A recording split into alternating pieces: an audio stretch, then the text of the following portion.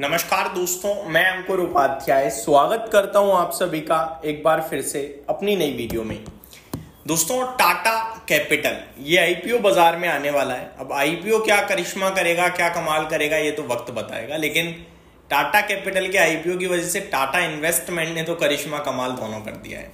करीब 10 दिनों में 50% शेयर भाग गया और मतलब कल तो इतना एक्शन था इस स्टॉक में कि पहले 10% ऊपर गया, बाद में 5-7% नीचे बंद हुआ है, 5% के करीब। अगर आप एग्जैक्टली देखें तो 18% डेज हाई से नीचे बंद हुआ है। बट ठीक है, वो सब छोड़ते हैं, बात करते हैं टाटा कैपिटल के आईपीओ के बारे में। मैं आपके साथ इस वीडियो में क्या क्या शेयर करूंगा। पहले टाटा कैपिटल के आईपीओ की नॉर्मल डिटेल्स, फिर टाटा कैपिटल की अर्निंग्स, फिर टाटा कैपिटल के वैल्यूएशंस और फिर क्या पैसा लगाना चाहिए या नहीं। दोस्तों, इतना बड़े ग्रुप का आईपीओ टाटा का, और उसके बावजूद अगर हम ये सोच रहे हैं पैसा लगाएं या ना लगाएं, देन डेफिनेटली कुछ तो बात होगी।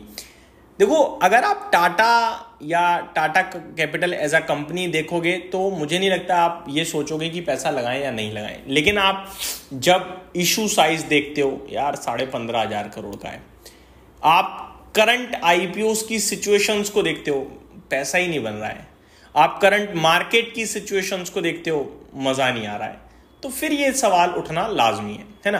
तो एक एक करके चीजें शेयर करता हूं। सबसे पहले तो टाटा कैपिटल खुद बाजार में अपना आईपीओ नहीं लाना चाहता। पहली बात तो ये है, सबसे बड़ी बात यही है। कंपनी बाजार में क्यों उतरती है? फंड रेज करने के लिए। अपने कंपनी को शेयर बाजार में लिस्ट करती है ताकि ज्यादा लोगों तक पहुंच पाए, ज्यादा लोग कंपनी को समझें, जाने, ज्यादा इन्वेस्टर्स आ पाए कंपनी के पास। लेकिन टाटा कैपिटल नहीं चाहता, उसे पहले से सब जानते हैं, उसे नहीं चाहिए इन्वेस्टर्स, उसके पास खुद के पास काफी पैसा है, वो अच्छा ग्रो कर रही है, प्रॉफिट खुद खाना चाहती है, वो नहीं चाहती बाजार में उतरे। लेकिन फिर भी उसे उतरना है। क्यों? क्योंकि आरबीआई की कुछ रूल्स हैं, गाइडलाइंस हैं कि अगर आप अपर लेयर एनबीएफसी बन जाते हो, आप बड़ी एनबीएफसी बन जाते हो, तो आपको शेयर बाजार में 3 साल के अंदर उतरना ही उतरना होगा। तो टाटा कैपिटल उसी सिनेरियो में आ गया और इसलिए उसे लिस्ट करना पड़ रहा है खुद को। अब जो ये आईपीओ आ रहा है, ये 6 अक्टूबर को ओपन होगा और 8 अक्टूबर को बंद हो जाएगा। इस आईपीओ के द्वारा कंपनी अराउंड 15,500 करोड़ का फंड रेज करेगी, जिसमें से ओएफएस यानी ऑफर फॉर सेल और फ्रेश इशू दोनों ही है। कितना फ्रेश इशू है, कितना ऑफर फॉर सेल है, वो भी बताना चाहूंगा आप सभी को। दोस्तों, फ्रेश इशू है करीब 6,846 करोड़ का। 21 करोड़ शेयर्स फ्रेश जारी करे जाएंगे और ये जो पैसा है, ये पैसा कंपनी के पास पहुंचेगा बिजनेस को और ग्रो करने के लिए। वहीं दूसरी तरफ 26.5 करोड़ शेयर ओएफएस के जरिए बेचे जाएंगे, जो कि वैल्यू करते हैं 8,665 करोड़। ये पैसा कंपनी के पास नहीं जाएगा, ये पैसा कंपनी के प्रमोटर्स के पास चला जाएगा।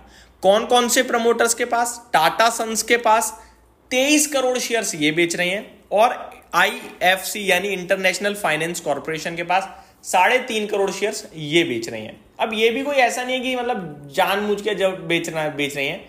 अब जब कंपनी लिस्ट हो रही है तो शेयर होल्डिंग नॉर्म्स को भी मैच कराना ही होता है। तो ये सारी चीजें देखते हुए ओएफएस भी आ गया है। तो ये तो हो गई आपके लिए छोटी मोटी आईपीओ की डिटेल्स। इशू का साइज जो है, price band 310 to 326 rupees per share है। 46 शेयर्स का लॉट साइज है। इस हिसाब से अगर आप देखोगे तो करीब 15,000 के 14,600-700 रुपए करीब का इशू पड़ रहा है आप सभी को। ये आईपीओ की अलॉटमेंट डेट यानी कि आपको शेयर्स अलॉट हुए हैं या नहीं है, वो 9 अक्टूबर को क्लियर हो जाएगा। 10 अक्टूबर जिन्हें अलॉटमेंट नहीं आया, फंड रिफंड हो जाएगा और 13 अक्टूबर को बाजार में ये शेयर लिस्ट हो जाएगा। ये हो गई आईपीओ की सारी डिटेल्स। अब आ जाता हूं कंपनी की अर्निंग्स के ऊपर। पहले थोड़ी सी और अपडेट है।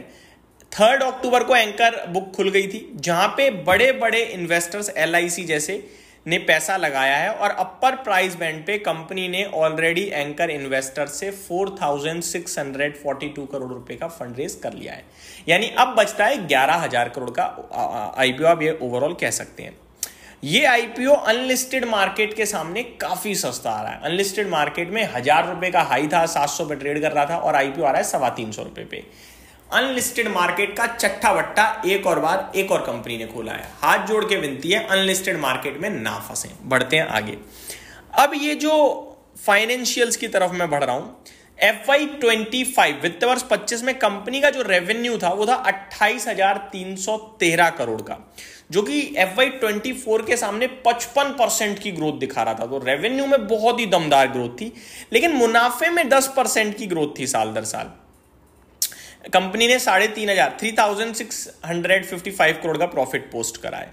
अगर कंपनी के एसेट्स की बात करी जाए तो मार्च 2025 तक 2,48,465 करोड़ के थे, जो कि FY24 में करीब 1,77,000 करोड़ थे राउंड फिगर में। तो अच्छी ग्रोथ आई है एसेट्स में। नेटवर्थ कंपनी की 32,587 करोड़ के समथिंग थी। टोटल बोरोइंग्स कंपनी की डेट जो है कह सकते हो आप 31 मार्च 2025 तक 2,18,000 करोड़ के थे। आगे मैं बात करूं तो रेवेन्यू कंपनी का बहुत तेजी से बढ़ रहा है। FY24 से 5 में 55% की ग्रोथ दिखाई। प्रॉफिट हालांकि 10% ही बढ़ा, कुछ खास नहीं था।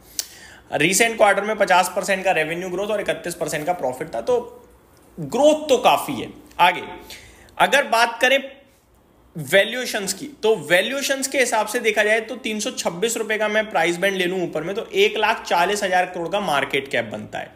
अगर अर्निंग पर शेयर के हिसाब से देखें तो 33 के पीई पे स्टॉक ट्रेड कर रहा है, और अगर अपर प्राइस बैंड की बात करूं तो 35 के पीई पे ट्रेड कर रहा है।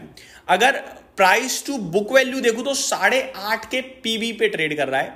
अगर कंपेयर करूं तो बजाज फाइनेंस 6 टाइम्स की प्राइस टू बुक वैल्यू पे है, और श्रीराम फाइनेंस जो इसके पीयर में वो 3 to 4 टाइम्स की बुक वैल्यू पे ट्रेड कर रहा है, तो उसके कंपैरिजन में ये थोड़ा सा महंगा है।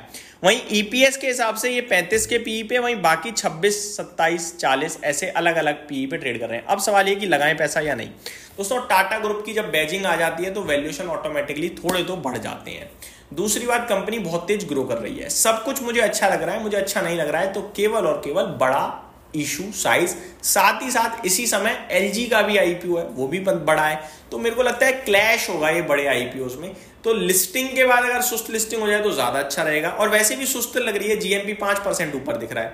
तो मेरा मानना है कि लिस्टिंग पे निवेश के बारे में सोच सकते हैं लंबी अवधि के लिए, लिस्टिंग गेन के लिए ना सोचें, यही मैं बोलना चाहूंगा। यही समाप्त करते हैं इस वीडियो को। Thank you so much for watching this video. Have a great day guys.